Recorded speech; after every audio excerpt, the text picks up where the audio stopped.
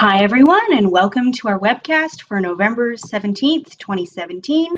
My name's Taylor Hyatt, and I'm the Policy Analyst and Outreach Coordinator for Toujours Vivant, Not Dead Yet.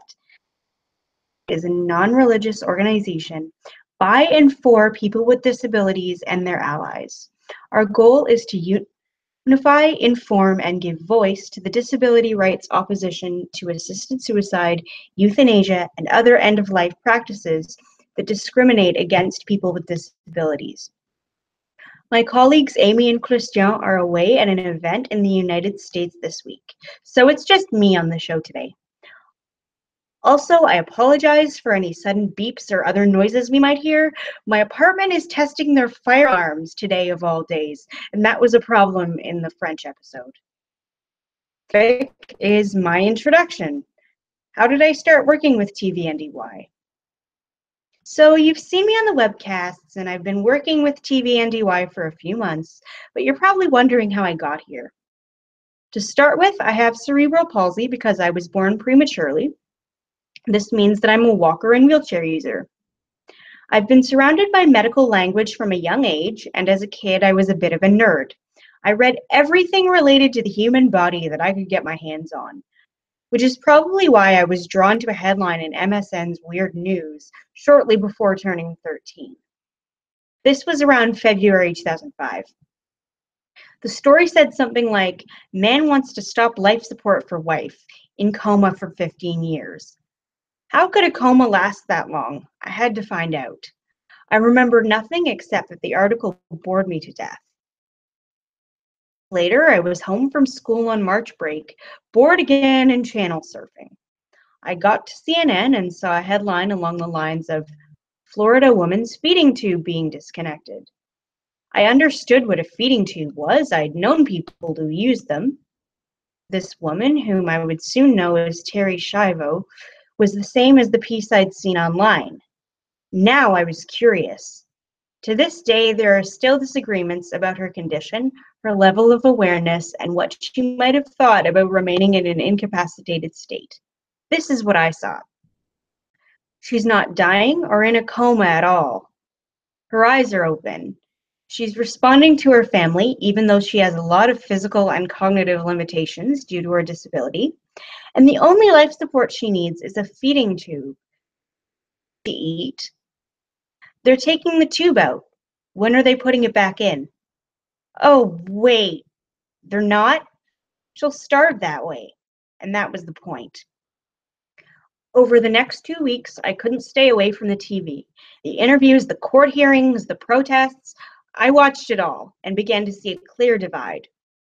On one side, those who thought Terry was no longer alive, or at least better off dead than disabled after a serious brain injury.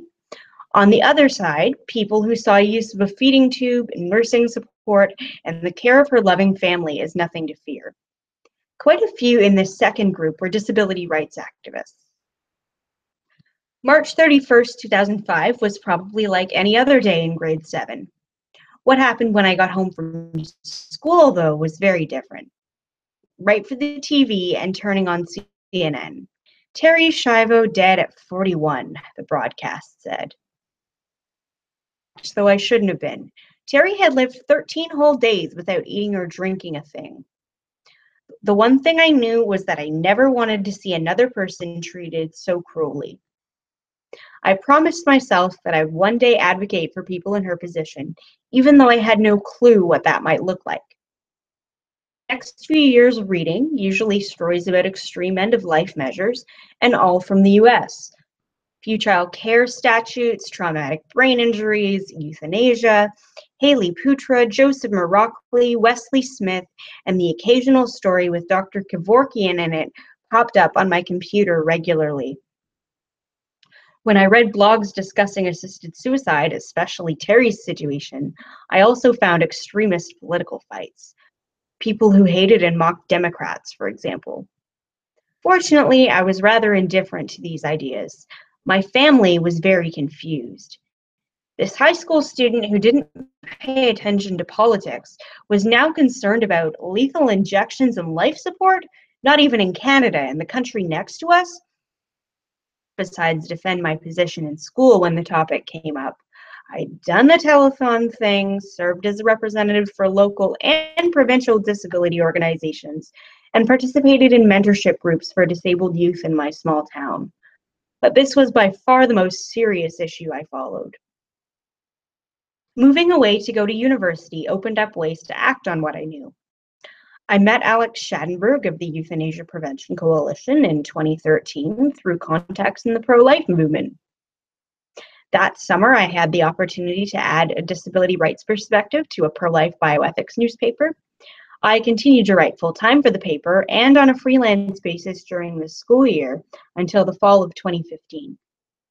My articles discuss things like accessibility in Toronto, where the paper's based, disabled children being killed by their relatives, and my thoughts on the Carter Supreme Court decision.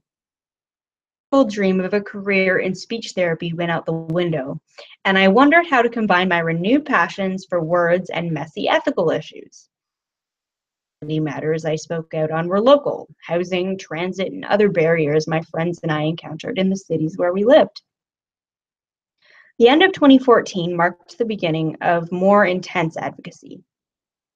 I began taking classes for my communications minor, and one day, a well-informed professor told me that in order to finish it, I might have to spend an extra year or two in school beyond what I originally planned.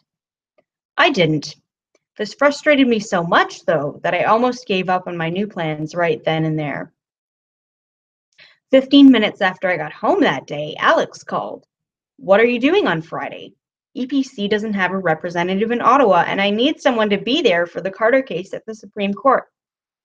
I took this as a sign to keep going and struggled to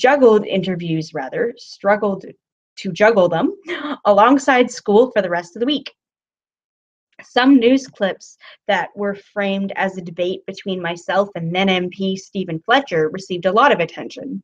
Amy Christian and I also met at this time. We returned to the Supreme Court for the release of the decision in February.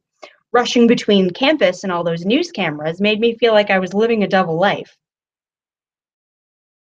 When Bill C-14 was introduced, I was playing a very different role. I'd gotten a contract job in the office of a member of parliament who shared my views on assisted suicide and was able to watch the process from the earliest drafts to the passage of the law. I was responsible for finding witnesses to speak before committees, proofreading my boss's comments and amendments for the bill, and taking notes in meetings with groups opposing assisted suicide. The most awkward experience was attending a Euthanasia Prevention Coalition rally on Parliament Hill where my boss spoke. I didn't want to be known as that radical on staff.